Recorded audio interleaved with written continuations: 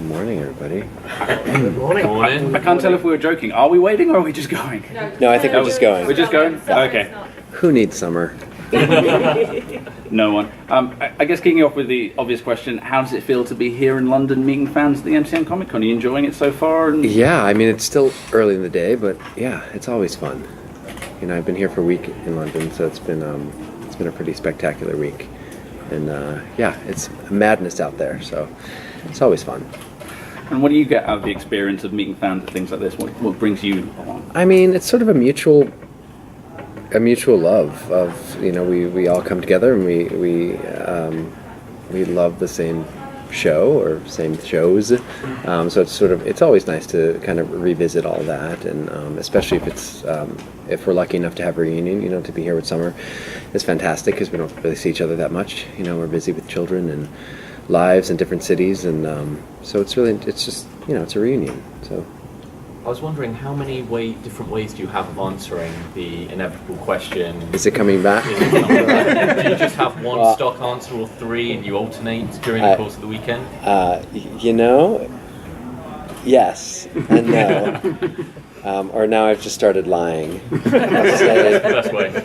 I'll say, you haven't heard? Like, no, it's a great question. I mean, we sort of wonder too. The cast kind of wonders. I've asked Joss that. I've been like, I get asked all the time, like, why is it? He just says it's, so much more complicated than we could ever imagine. Is it always the 20th Century Fox holding the rights? It's not like Netflix could. I don't know.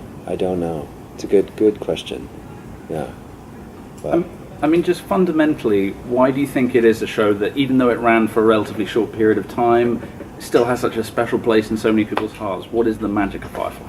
Well, I mean, I think there's so many magical things about the story. I think the story was so universal and timeless in many ways. I think there's like a new generation now, or generations, that are watching the show. But I also do think, back to the whole cancellation thing, I think there's something about it being snatched away so soon that kind of, started this movement, right? And so, I don't know. Like, I think that has a huge part to do. Like, it was too soon, and people weren't okay with that. And I think that's part of the allure. Do you think after the movie, because the movie quite nicely wrapped most things up, Yeah. does everyone want to go back and continue, or? That's a good question. I mean, I think when we're asked, would we go back? Yeah, of course. But I think we also wonder if it just sort of like, just leave it as it was and don't touch it because it was just so special. So, there's both sides of that coin. I mean, was it difficult for you, having kind of put that character away, to then have to kind of bring it all back again to go back and do the film? No, not at all. And I think I was a little worried about that. But yeah, no, not at all. I remember the read-through, and we all sort of sat there and just, all these people who I had grown to love, who had become my family, reading the words of these characters who I had missed. And I think just stepping on set was just like riding a bike. It was just, I mean, it was, we had Joss. He was directing, so it really was, and you're supported by your cast and your crew. So it was so familiar in so many ways that it was very easy to step back into that world. What is Joss Whedon like as a director? Is he like an actor's director, or is he like a visual director? Because sometimes you get... He's kind of everything. I had never met somebody who was so clear with what he wanted, at the same time being so accessible, and I was always in awe. I mean, we all know he's a genius, but he's one of the most delightful men to sort of hang around with and pal around set. So you never sort of, if he was stressed, you never knew it. He just seemed to very effortlessly kind of throw it all together. But yeah, he knew exactly how to speak to actors, and he knew how to speak to writers. He knew, I mean, he had his hand on everything, like hair. He would have long conversations with, hair and makeup about one character's hair. So he would just, really every single detail, he has just such extreme clarity on what it is he wants. I've worked with directors before, and sometimes they just focus on just the character, Yeah. they don't think of anything else. No, he's sort of wears all the hats, and he's very good at it, and he's also very good at delegating. Something just it's dripping. I think it's Welcome to the Excel Centre. we spared no expense. I think one of Just the making sure it doesn't drip on any of this stuff. we'll be okay. All right. I think one of the other things that Joss is so celebrated for is his gift for ensemble comedy, ensemble drama. Yeah. And the nice thing is that each character in that brings their own part of something unique. In Firefly, what do you think it was specifically that Simon brought to that? Oh, wow. That's a good question. I don't know. I mean, I think if we're talking about the comedy, I think Simon's sort of straight and narrow, kind of bouncing off the absurdity of what's happening around him. I also think he brought, if we talk about each character and kind of how they were, so I think there was so much for everybody in that show. I mean, there was one or two, or that you could relate to, and I think that was what made it also so universal. I don't know. I mean, I love coming here, and I love doing our panels because it's so refreshing for me as an actor to hear people tell me what they saw from what they've watched and sort of their perception, because sometimes as actors we're not consciously trying to put forth a certain way of being. So I don't know. What do you think? I guess moving away a little from Firefly into Shakespeare, so Much Ado About Nothing. How was that kind of trying to approach Shakespeare in a modern era? That was terrifying and exhilarating all at once. I was shooting a series in Chicago, and Joss emailed me out of the blue. I had no idea that he was thinking about doing it, and I got back to my hotel, and it was like 2 a.m. and I read it, and he said, he told me what he was doing, and they said, I need a sexy villain. What saith you? And then I emailed him back, and I said, Joss, does this mean you think I'm sexy? And then he emails me back, stop fishing for compliments. Of course I think you're sexy. Like, are you in or are you out? And I was actually so scared to do it that I was like, oh, I'm in Chicago, and I won't be available. And then I flew to LA, then I think it was literally the next day, and I was at an event with my manager, and I was like, oh, Joss reached out to me, and he's like putting together this movie, he's going to shoot in his house, and my manager was like, email him right now, take out your phone and email him right now, you're going to do that. And I was like, well, what about, he's like, I'll figure it out, just say yes. And I was like, all right. And I was terrified. I showed up for rehearsals, and I was terrified, and I think when we first, the first shot, I was finally, we had so much rehearsal, which was great, and we were doing it in Joss's house, which we all knew, and we had many a drunken night in Joss's house, and that's kind of what the play is about. But yeah, I think he sat us down, and he was like, I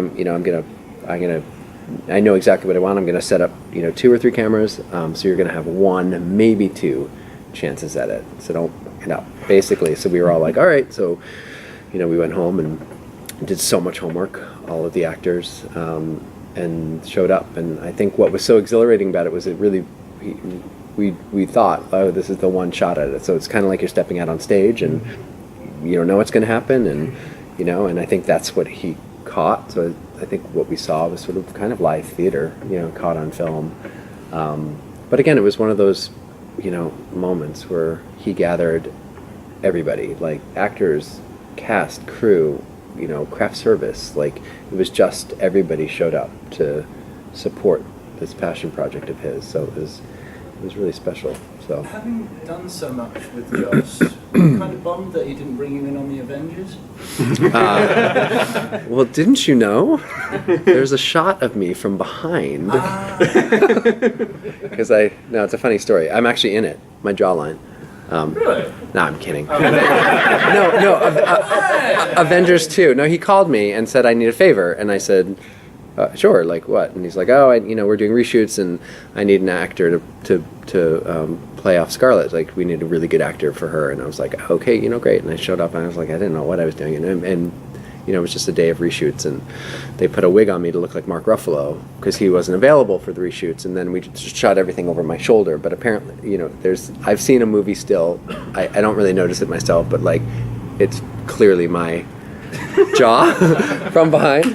And it was fun. I got to hang out with Joss all day. I got to kiss Scarlett, which, even as a gay man, is fun and delicious. But yeah, no, I don't know. I think I trust that if there's something for me, he's always looking out for a lot of us, Would you like to do, because he's working on Batwoman, or Batgirl? Batgirl, yeah. And he's taking over from Scott, unfortunately, for Justice League. So they're doing reshoots and stuff. So For that, yeah. Yeah, I would do it. I mean, I've been approached for Batgirl, to play Batgirl. What was your experience like on Teen Titans? Voiceover is strange for me that way because my experience is very isolating because it's just me in the booth.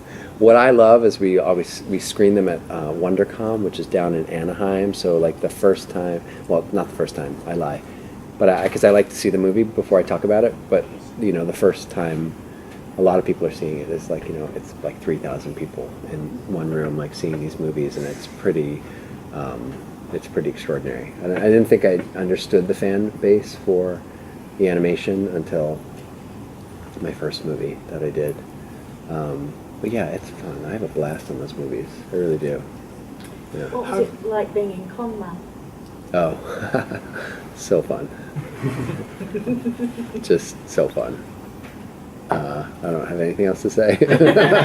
I mean, it was great. It was, it was great. It didn't feel like a job. As at work, really. It was again one of those instances where like a lot of familiar faces, a lot of familiar actors, a lot of familiar crew members, and I'd just come off Much Ado, and there were literally some of the crew were just transplanted to that, and so it was delightful. Yeah. How did you get involved with Best Friends Forever? Oh. Was that before or after Eastsiders you running that? Timing wise, I was just wondering if I don't know which one. Because of one you got involved the other. I think Best Friends Forever, the indie one, starring Fairground. Yeah. Who? Oh wait, both. Best Friends Forever. Yeah. That one. Oh yeah, that was a while ago because I also did a movie called BFFs. Yeah, I know. Yeah. That's what So I was confused for a second. Yeah, I did that one first. So Bria and Vera I knew, so they just they wrote a part for me and asked me if I would do it, and I said sure because. And just your thoughts on Eastsiders and LGBT sort of programming. Oh. Especially at that time. Yeah, I mean, I was again. That was my friend Kit, was another dear friend of mine, and he wrote that role for me as well. And I was, of course, happy to support him and support any LGBT media. Yeah. So. So just take it back to Firefly. Is there anything that you learned from Simon as a character that you've been able to apply in your future career? Oh. That's a good question. Can you do surgeries? Can I actually suture? I tried to suture my son. It didn't go so well. Yeah, I know. I mean, I think at the risk of sounding like a cliche, I think I always carry a little bit of somebody or something forward after portraying them. I don't know specifically if I can kind of put my finger on what that would be with Simon, but I do think there's sort of an essence. I don't think it's possible for me to sort of embody somebody and then walk away and be like, oh, done with that. And obviously at the end, a lot of them died. You managed to survive. Yeah. So what do you think would be next for Simon if it did ever, what would you want him to do next? Or what do you think he's doing now even? I'd actually want him to have babies with Kaylee. Oh. Yeah, I really thought with Auntie River, I thought that would be fun, and I think the ship needed a few River needed somebody to play with. Have you read any of the comic continuation? not so much. I mean, I've seen them. I think there's a lot more that I'm not privy to. I'm not a comic book person. But I hear of them and I see them, and the dialogue was had English, and I think the dialect was Mandarin. Mandarin, as well. yeah. Have you remembered any of that? Are you still cursing in Mandarin? You know, I never got a lot. No. No. It was funny. We were just asked this question last week in Hanover.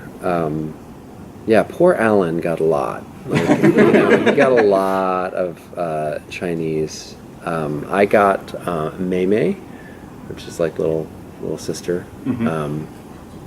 Pretty easy. Yeah. And then I think I got Sean Maher, which is basically like, huh? What's that? What did you say? And kind of sounds like my name, Sean Maher. So that was super easy.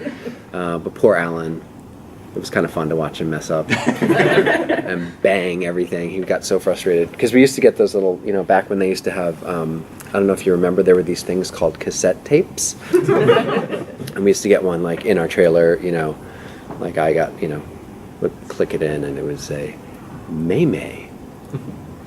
Mei Mei. Like they'd say it 3 different times and we were meant to, then poor Alan would sit in his trailer, and back then I think he was still smoking a lot. He's all stressed out and listening to the Mandarin, but I didn't get very much.